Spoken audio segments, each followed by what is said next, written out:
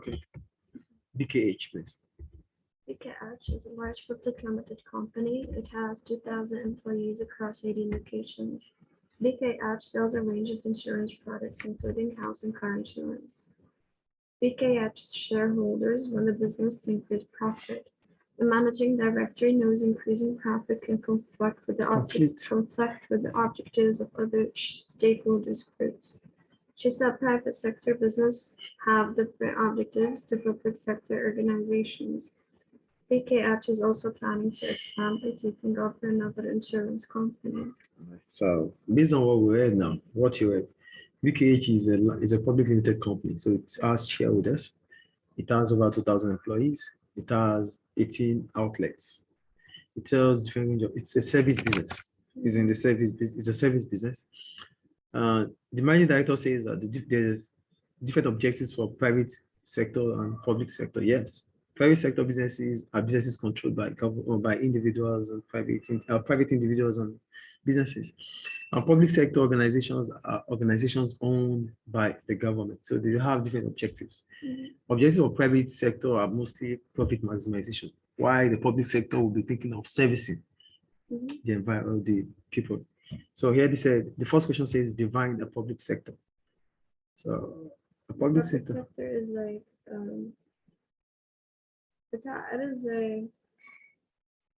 it is an economic sector, but it's controlled by the government. A business sector that is controlled by the government. So you could say these are businesses controlled by government. Okay. The second question says divine profit. It's only like total revenue minus total cost. Yeah, the third one, it said measure the size of a business. You can measure the size of a business in different ways. One, you can measure it through the number of employees, the number of workers you have compared to competitors, not just the number of employees. You have to compare business A with business B because they are in the same industry. So the numbers of competitors, the number of employees based on the number of employees comparing with those of your competitors, the amount of capital employed, the amount of money put into the business compared to those of competitors, the volume of the products, the volume of the outputs. And when you talk about customer, you could talk about the market share, not the customer, because you can't count the number of customers, but you can find the market share through the percentage. And also you can measure it through the number of outlets employed, the outlets owned. Yeah, like for BKH, it said it has 18 locations. So that means you can compare BKH with those of its other insurance company through the number of outlets it has. So BKH has 18 outlets because 18 location means 18 outlets. Outlet means branches. Is it clear? Great. That was the third one. Explain one way each stakeholder's objectives might conflict with BKH's objectives to increase profits. BKH is increasing profit because it's a private sector business. So who are stakeholders? Stakeholders are those that have interest in the business activity.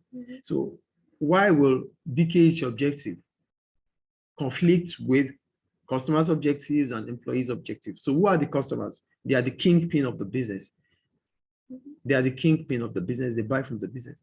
What is their own objective? Their own objective, why do they have interest in the business? They have interest in the business because they want quality product at affordable prices. So now that they want affordable prices and quality products, it might be difficult for BKH to give them those things. Why? Because BKH is thinking of making profit.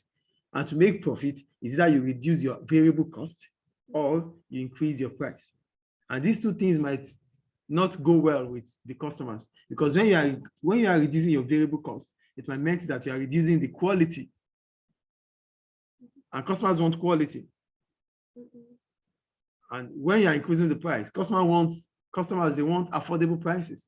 When you're increasing the price, it will conflict with customers' objective. Is it clear? Reducing the variable cost will mean that you might be reducing the quality of the product or service. And that can also, with the service sector, yes, you might be reducing the number of workers there. Like maybe you have some skilled workers that you paid weekly. So you don't want to pay them weekly anymore. Maybe they have specific tax they do. You take that tax away, which is customer service, because you want to reduce your cost. to still maintain that price. So that means quality is reducing, which is not what our customers would want. Yeah. And another way you can make profit as a firm is to increase the price. But to increase the price, customers want affordable prices. So that is how it conflicts. So BKH objective is conflicting that of customers' objective because BKH want to make profit, which means increasing price or reducing cost. Is it clear? For employees, we go back to BKH. So BKH wants to make profit. What objectives do employees have? They want promotion. They want job security. They want salary increase. These things are presently based on BKH's objective, might not be possible. So BKH might not be able to increase employees' salary because they want to ensure that profit is made. If profit is made, you have to increase. If salary is being increased, you get it from the revenue of the business.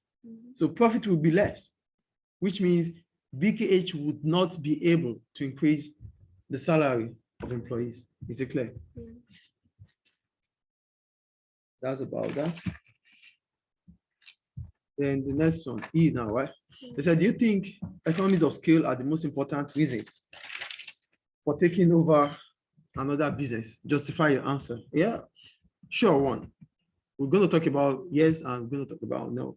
So reasons why economies of scale is important for taking over is that one, it means that the business is expanding and might be able to buy lower at a reduced price. We're talking about economies of scale purchasing now. So if you are taking over a firm, it increases your output. That means you're going to be able to buy more components or raw materials at a cheaper rate, which means you can produce at a reduced cost and at a lower price. Two, it might allow you to have managerial economies of scale. I didn't write that. I wrote technical, but let me just tell you about managerial before I go back here. For managerial economies of scale, because you are taking over a company, that company might have some skilled managers. Now they're going to be with you. You're having them because you have expanded your business. You're having them because you've taken over that business. Yeah, I wrote technical economies of scale.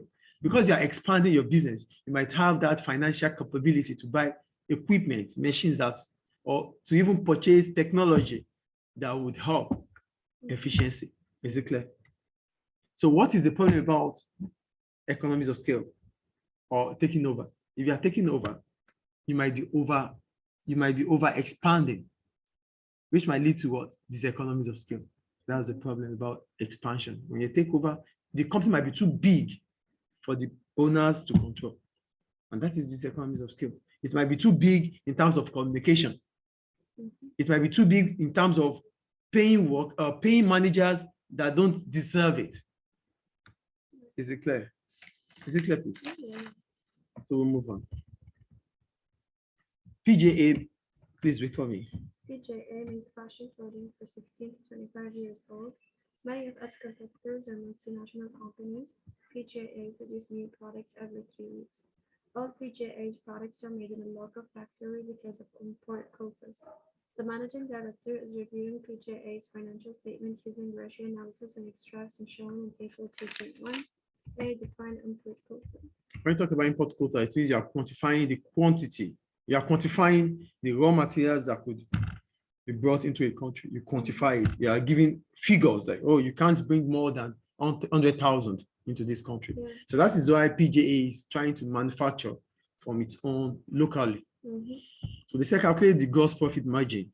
Show your workings. Gross profit margin is gross profit divided by sales multiplied by 100. Thank you. So it's going to be the gross profit here, 3,300 divided by the sales, which is revenue, 7,400 multiplied by 100. So we have 45%. Clear, right? Exactly. See, outline one benefit and one limitation to PJA of developing new products. When you develop new product, the advantage is that you're going to have new customers. Yeah. And that increases your revenue. Okay. How are you going to be able to increase your revenue there? You're going to be able to increase your revenue because a new product will mean existing customers will buy and potential customers are buying too. Is it clear? Yeah. Limitation, cost of advertisement. You might need to advertise. You might need to spend heavily on advertisement so that customers will be aware of the new product, especially potential customers. Is it clear? Very clear. Go on. Do you explain to ways PJA's managers getting treasure analysis? You can use issue analysis to check the liquidity of the business. That means does our business have enough money or not? How can you use liquidity? You can use the current ratio, which is current assets divided by current liability. Then you can use the ROEs, the return on capital employed, to check the profitability of the company. Is it clear? Is it clear, please? Yeah. E now. Do you think multinational companies always benefit the countries they operate in? Justify your answer. Yeah, we'll say yes and we'll say no. Yes, because one, if multinational companies setting up in a location would mean that they have natural resources there, availability of natural resources. And availability of natural resources meant that those resources would not be as expensive as they will be if they have to be imported to their headquarters. So they are going there to use the resources there, so to be cheaper. Yes or no? To availability of labor. So setting up in that place might mean that you have cheap workers there. So that means the demand, the supply of workers might be more in such country that you are locating, which reduces your cost of labor. Is it clear? However, about multinationals, MSCs might have to deal with certain factors such as government regulations, because it's not, you're coming to, okay, just like a multinational coming to Libya, there are rules and regulations that they have to go through here. So those rules and regulations might not be favorable to them. So that could be a problem for them. Is that clear? Yes, please. Alex started APB as a sole trader business 4 years ago. APB provided printing services for local businesses such as leaflets and brochures. Alex thinks having a good location is important to any business. All APB's 6 employees are paid without training. Alex has a democratic leadership style and uses job rotation to help keeping employees motivated. To meet the increase in demand, Alex plans to buy an additional printing machine. This will cost $1,800. Alex has decided on an appropriate source of finance, a defined job rotation. We're talking about job rotation. It's like it's a management technique where an employee is shifted from one job role to another. Yeah, like switching workers temporarily. Yeah. When you switch them for a limited of time in different departments, that is job rotation.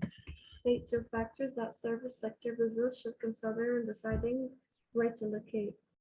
So when you are talking about location decisions, these are location decisions for a service sector. The first thing you think about is, because the service sector will service, that means you deal with other businesses. A service sector is business to business. So you have to think about the closeness of other businesses. You know, you are dealing with businesses. So you have to think about the location of other businesses. You can think of the closeness of businesses. You can think about closeness of customers. Closeness to customers, where your business has to be located. 2, the cost of rent. You have to think about that. 3, you can also think about security. You can also think about car space, parking space. You can think about electricity also. Is it clear? And you can also think about your competitors. Okay. Outline an advantage and a disadvantage to APP of using on a job training. So when you use on-the-job training, it means you are training in the industry, you are training within the premises of the company. The advantage is that one, it is less expensive to off-the-job training. That's an advantage. Another one is that means production would not be lost. That means production continues because the workers are available. The problem about on-the-job training is that the trainer might pass on bad habits to trainee. Like, if I'm training you and I tell you, look, don't worry about this policy. Take it away. We can always do it this way. We used to do it this way, but it's a bad way. So because I'm training you, I have my bad habits, then I'm passing it on to you. That's one of the problems about on-the-job training. Another problem about on-the-job training is it is less productive because if I'm supervising you and doing my job at the same time, I might not do it the way I used to do it. It's clear, right? Explain an advantage and disadvantage of Alex having a democratic leadership style. We're talking about democratic leadership style. We're talking about you putting into consideration the views Mhm. of your subordinates, the views of your employees before you take decision. That is what democratic leadership style is about. Okay. So what is the advantage about that? It motivates workers because their views are heard. They'll feel valued that, oh, our opinions are also important to the organization. But the problem about it is that those opinions that they are giving, are they really worth it? Do they have the expertise to give opinions? Do they have the leadership qualities to? No, leadership is different from a leader. Leadership is you having the ability to solve situations. It doesn't mean that you have to be a leader to become to have leadership skill. So they might not have leadership skills, which might mean that Alex will be taking poor decision because he's seeking for their opinions too. Is it clear or not? Yeah, very clear. We go to E. Do you think the amount of money needed is the most important factor for a sole trader to supplement deciding on an appropriate source of finance? Yes, because as a sole trader, you need, as a sole trader, you have unlimited liability. So you should think of, there's two sources of finance. You have the external source of finance and internal source of finance. So yes, money is involved. Alex, right? Alex must think about the amount involved is around 1,800 to buy a new printing machine. So this amount might be huge that he might not be able to have it and start thinking about getting from the bank, which is an external source of finance. But the problem about that is that Alex is a sole trade business. So which means it has unlimited liability. And having unlimited liability might mean, and the small business might mean that banks will see Alex's business as high risk. It might not be able to pay back the loan. But it's still advantageous. He might be able to get the loan from the bank because they know that if he has collateral that's worth the loan, that means he has maybe a car, he has a landed property that is more than that loan, he might be able to get it. But if not, it will be difficult for Alex to get a loan from the bank. So Alex should consider internal source of finance, like retained profit. You know, retained profit, the profit he makes instead of spending it on business. Is it clear? Question 4, please. Continue to access creating many opportunities for new businesses such as TGH. TGH manufacture a range of personalized mobile cell phone cases using job prediction. Quality assurance is important to all 8 employees. TGH operate in a niche market. The marketing manager uses e-commerce as TGH's channel of distribution. She's considering ways to build customer relationships. A, define economic growth. Economic growth is simply an increase in the country's GDP. Your gross domestic product is increasing, because when your gross domestic product is increasing, it means that your output has increased. And if your output has increased, it means you have high rate of employment. It means you have better standard of living. It means you have more exports than imports. It means your balance of trade is getting better. It's getting better. All right. I think that is clear. But clear, big, define quality assurance. We have 3 types of quality management. We have quality assurance, we have total quality management, and we have quality control. Only 3. Yeah, for quality management. For quality control, it's not here. Let me just explain this. For quality control, it means that you're checking the quality at the end of the production. This is a pen. We're going to produce this pen. At the end of the production of this pen, we check if it has quality or not. That is quality control. For quality assurance, it means for each stage of this production, we check quality out of it. For the cover of the pen, we check the quality. For the ink of the pen, we check the quality. For the pin, we check the quality. That is quality assurance. Then total quality management means from those that are producing it to the end, whatever it's going to take for that production process, quality must be involved. Clear, right? So here is quality assurance, which means checking the quality during the production process. Clear? Clear, right? Yeah, and the quality control is checking the quality when it's like at the end of the production. And total quality management, TQM, means you that you are producing it, we check your quality. I that I'm part of your subordinate, or I'm part of, maybe you are my supervisor, you check my quality, we check the quality of the machine, we check the quality of the production, we check the quality of everything that involves that production. That is total quality management. Okay. C outlines the reasons why building customer relationships might be important to TGH. So when you talk about customer relationship, it means you're finding a cordial relationship with your customer in terms of the service you render to them. The first advantage about that is so it improves the brand image. The brand image. That means it improves the customer perception about your product. That's an advantage of customer relationship. Two, it also, it might increase the customer base. How can it increase customer base? If I treat you well, you tell 10 customers, you tell 10 people, not customers, you tell 10 people. Out of the 10 people, 3 or 4 might come to see or witness what you're talking about. But if I treat you bad, you tell 100 people, that is sure. Yeah, so that is why it's important to have a good customer relationship. A good customer relationship might not go so well, so long, but a bad one will go far. So the damage a bad customer relationship does is more than the good it does. Sorry. Is it clear? Right. Great. We go to the explain one advantage and one disadvantage to teach you attributing job production. When you use job production, you are producing based on who you have. And TGH is in a niche market. So the advantage of this is that TGH will be able to charge a higher price because it's producing based on customer specification. Do you understand what job production is here? Producing based on customer specification. And in the course of doing that, this is what I want. I'm going to provide it for you, but at this price. So TGH might be able to charge higher price. Good. And the problem about using job production is that TGH is producing for specific customers, which means TGH might not be able to enjoy economies of scale because it's not producing large quantity. It's not producing large output. And if you're not producing larger output, you don't need large quantities of raw materials. So you might not be able to enjoy economies of scale because you are not purchasing in bulk. Another problem it could face is TGH might find it difficult to expand its business and might not be able to meet up with customers, increase in customers' demand.